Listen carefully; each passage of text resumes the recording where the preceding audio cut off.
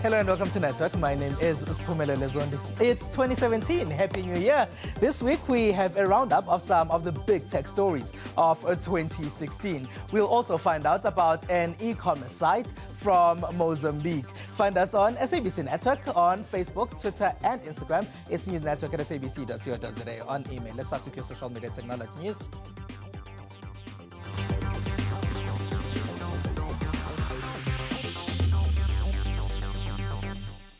E-commerce is steadily growing in Mozambique, and a young startup has made sure that it plays part in this growing market by creating an online grocery store. Let's take a look. Festive times are upon us, and shopping is the order of the holiday season. While some go to physical stores, some hit online malls and visit websites like EasyShop. EasyShop is Mozambique's largest online supermarket, which we allow people to buy goods online and we deliver to their doorstep within the same day. Created by a group of young Mozambican tech entrepreneurs, this online supermarket caters not only for those looking for shopping convenience, but for small to medium farmers looking to sell their produce. You know, there's a lot of traffic, huge queue lines inside brick and mortar supermarkets, and people don't actually have time. Young people are busy working during the days, so they wanted a more convenient way of shopping for these goods. The other things that we noticed is that it was very difficult to find fresh vegetables and fruits in huge retail supermarkets, because most of these supermarkets, they buy from huge farmers, and the small and medium guys don't have access to these markets, so they live with less than $20 a month. Can you imagine that? So what we decided to do is use our online platform to connect the small and medium-sized producers to consumers. Though e-commerce is steadily growing in Mozambique, competition in the selling of perishable goods isn't that tight in the country. So in Mozambique, there are a couple of guys doing something on e-commerce, which focus more on the non-perishable goods, like computers and things like that. We are currently the only one focusing on food, which is an online supermarket. So mainly our competition comes from the brick and mortar existing stores, which is fun because they are half competition, half partners, because we also work with them. EasyShop is only a year old and was invited to showcase at this year's AfricaCom. Here are some of the 2016 tech highlights that we came across. The year just ended and most of us are looking forward to the new one. We're even making resolutions to signify the start of the new year. But looking back, there were pretty memorable tech events that took place in the previous year, and we wanted to highlight some of them.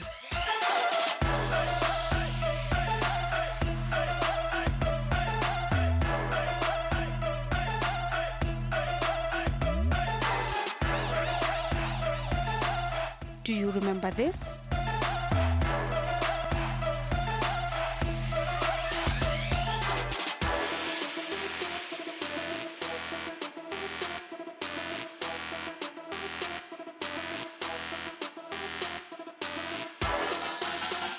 '16 was a year that introduced us to hashtags like Fees Must Fall Reloaded.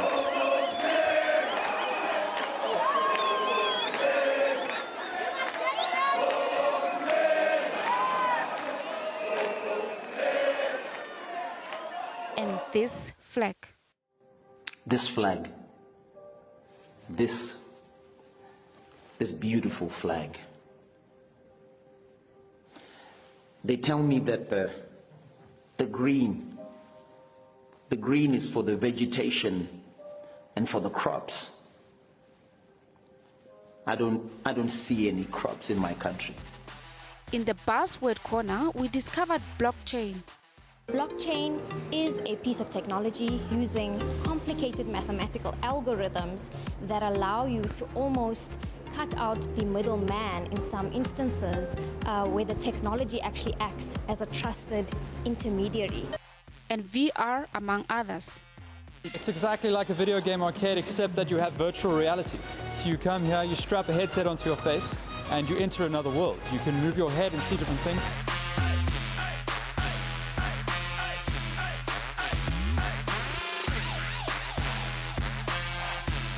Who could forget this?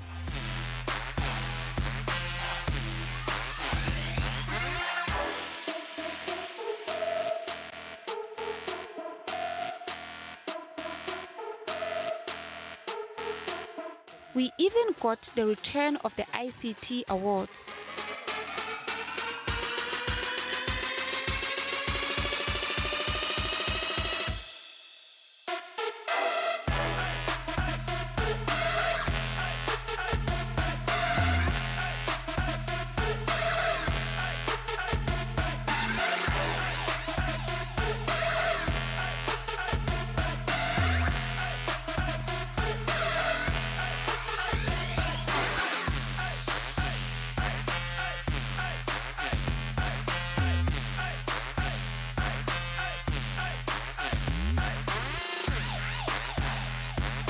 We can't wait to see what 2017 has in store for us.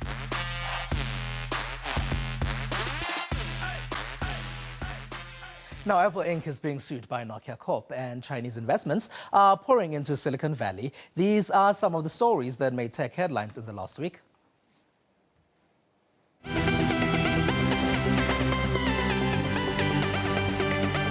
Toshiba Corp said on Tuesday it may have to book several $1 billion in losses related to a U.S. nuclear power acquisition, a shock warning that sent its stock tumbling 12%. I'm deeply sorry about all the concerns and possible damages this unprecedented situation may bring to all the stakeholders, including our shareholders and investors. The Japanese group said cost overruns at U.S. power projects handled by a nuclear construction business newly acquired from Chicago Bridge and Iron would be much greater than initially expected, potentially requiring a huge write-down. Now heading over to the U.S. Nokia Corp has filed a number of lawsuits against Apple Inc. for violating 32 technology patents, striking back at the iPhone maker's legal action targeting the one-time cell phone industry leader a day earlier. Nokia's lawsuits filed in courts in Dusseldorf, Mannheim and Munich, Germany, and the U.S. District Court for the Eastern District of Texas cover patents for displays, user interface, software, antennas, chipsets, and video coding.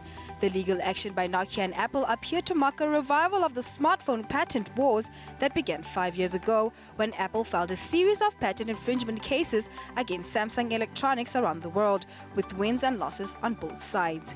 Still in the US of A, Chinese investment is continuing to flow into the U.S. tech sector in record amounts, according to the U.S. market intelligence company CB Insights. The latest survey by CB Insights shows that 26% of all U.S. startups valued at more than $1 billion have investors based in China. One of the main attractions to Chinese investors is the Silicon Valley.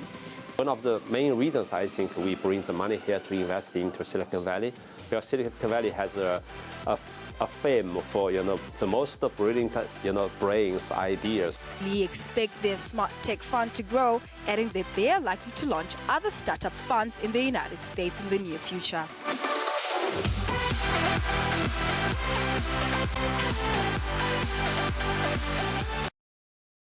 It is the SABC Network on Facebook, Twitter, and Instagram News Network at sabc.co.za on email. After the break, we talk about the social media shutdown that's been taking place in the Democratic Republic of Congo. Stay with us.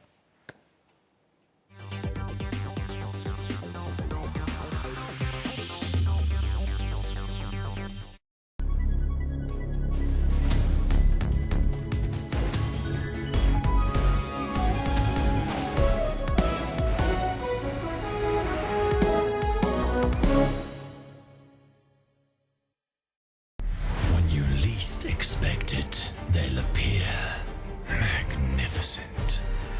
The lives, the souls, the OMG of the party, in all their glorious, glory. Ah, yes. We salute you, party comrade, with a bottle of Clipdrift brandy and a 6-pack of Savannah Dry or Light combo for just 160 Rand from Tops at Spa. Information-hungry viewers stay with SABC News, as issues on the West are different from issues on the East or here in Johannesburg. So it is not surprising that people who follow the news know that there are two things for sure: that anything can happen, and SABC News will tell you when it does. Because we keep the nation fully informed. We are SABC News.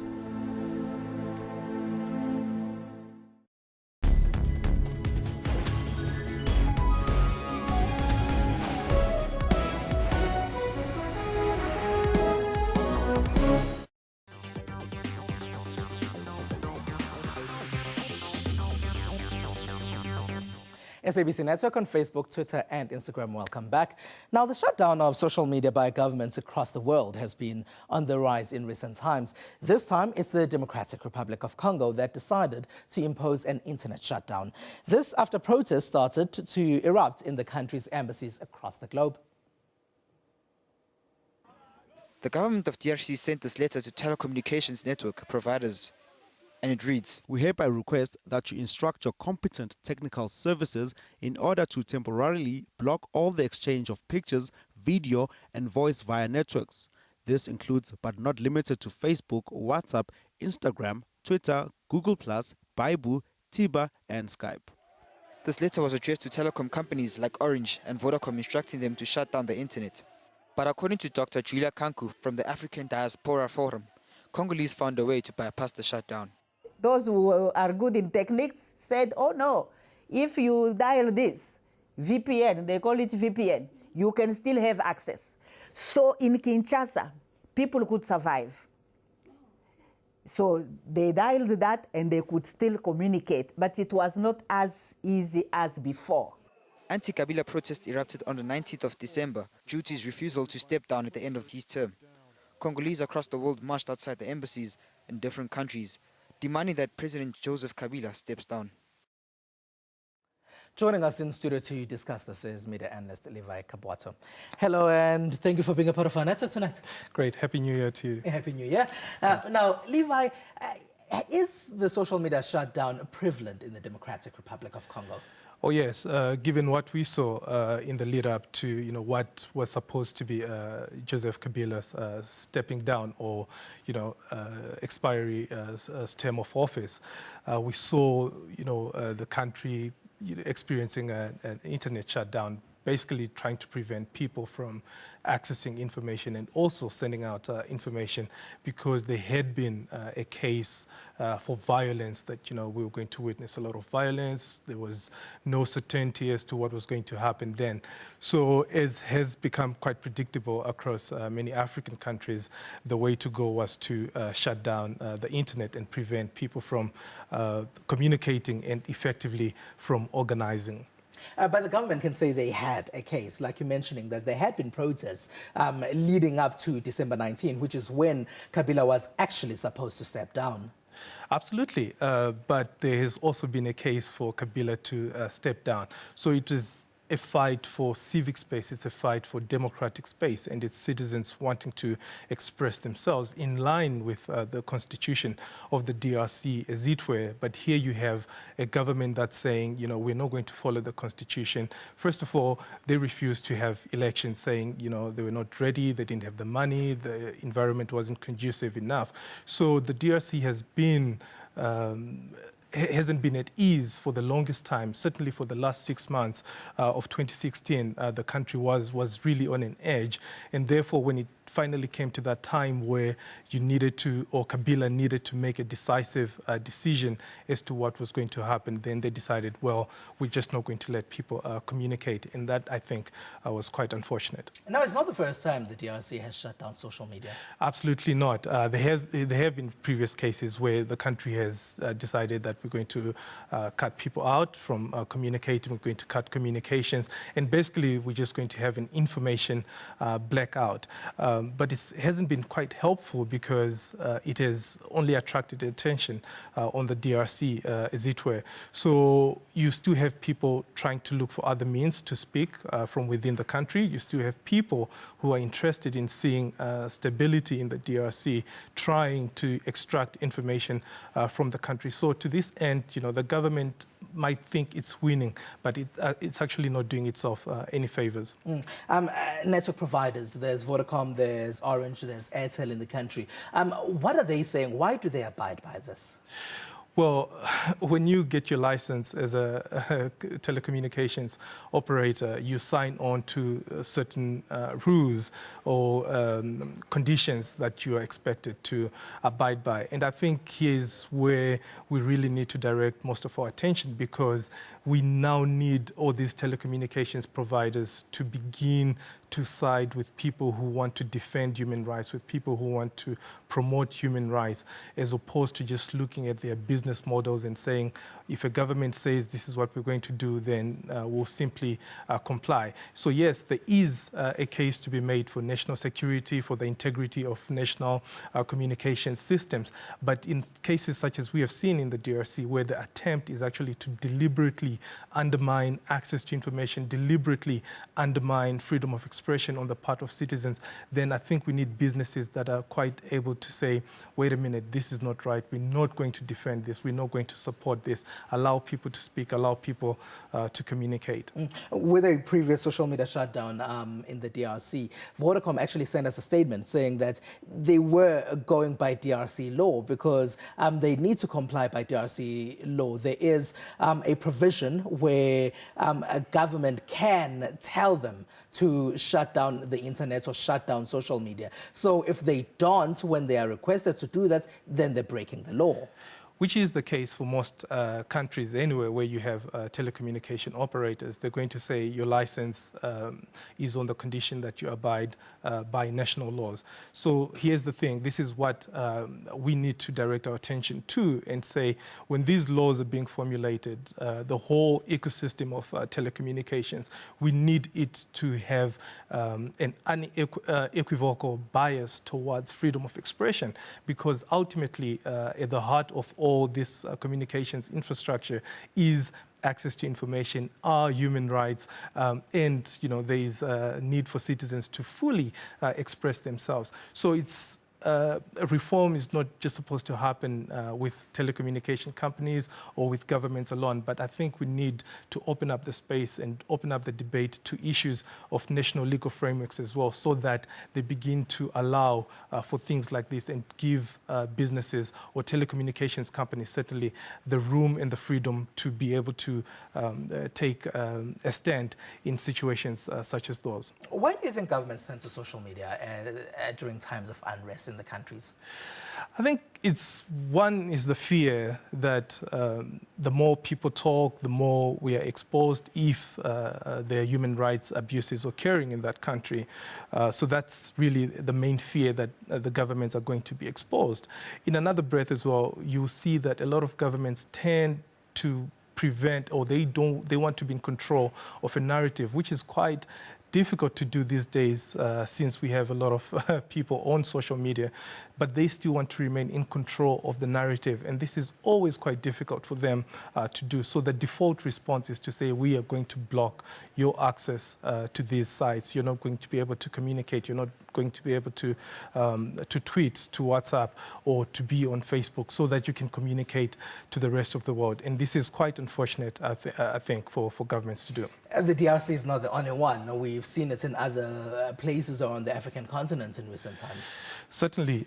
Most recently as well, Gambia, as it was going to elections. We've had cases earlier in the year, Zimbabwe, Burundi, so many countries. But also, I mean, just to mention that Ghana showed us an example when they went to the elections early on in December, and really you had the president saying we are not going to do any of that around elections. Because as you see, there's an emerging trend in Africa that every time you have elections, you have protests, then communications are shut down. So we need to look to countries like Ghana and say, what are they doing right? Excuse me. What are they doing right? What are they not afraid of? Why are they allowing people to speak? Why are they allowing people to come out and be online and express themselves, and look at that as a good case or as a best case scenario. Lastly and quickly now, does it really control the narrative when they shut down social media? It doesn't. It gives governments the confidence that they are doing something to be in control, but it really doesn't help them in any way. All right. All right. Thank you very much for joining us and being a part of our network tonight, Levi Kabato. Absolutely. Pleasure. All right. Thank you very much. Now, this week we caught up with actor and model Joe Kazadi. He tells us what his favorite piece of technology is.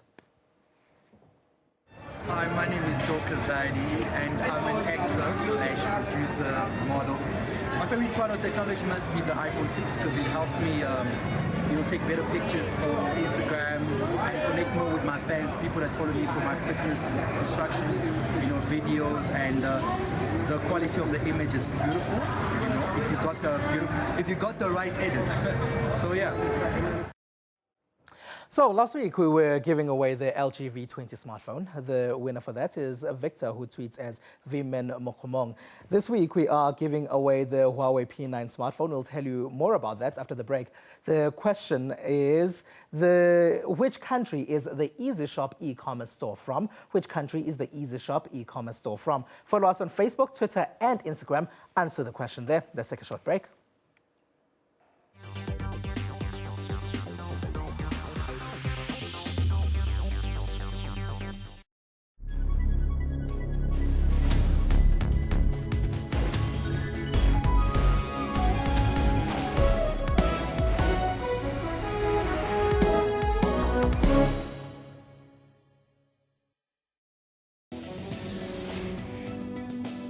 So people with prosthesis can live normal life. Prosthesis actually manufactures the artificial limbs. I can pick up stuff.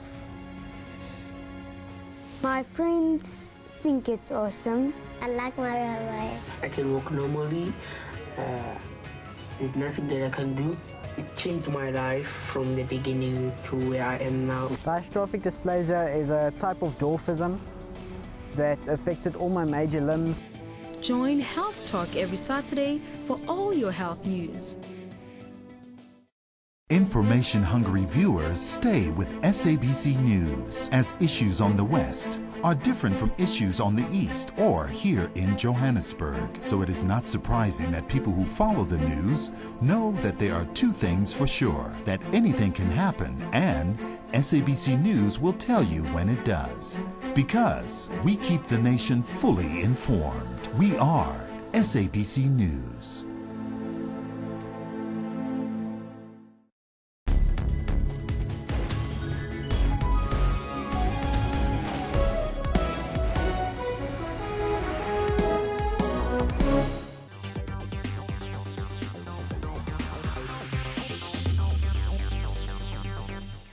It is SABC Network on Facebook, Twitter, and Instagram. News Network at sabc.co.za on email. Welcome back.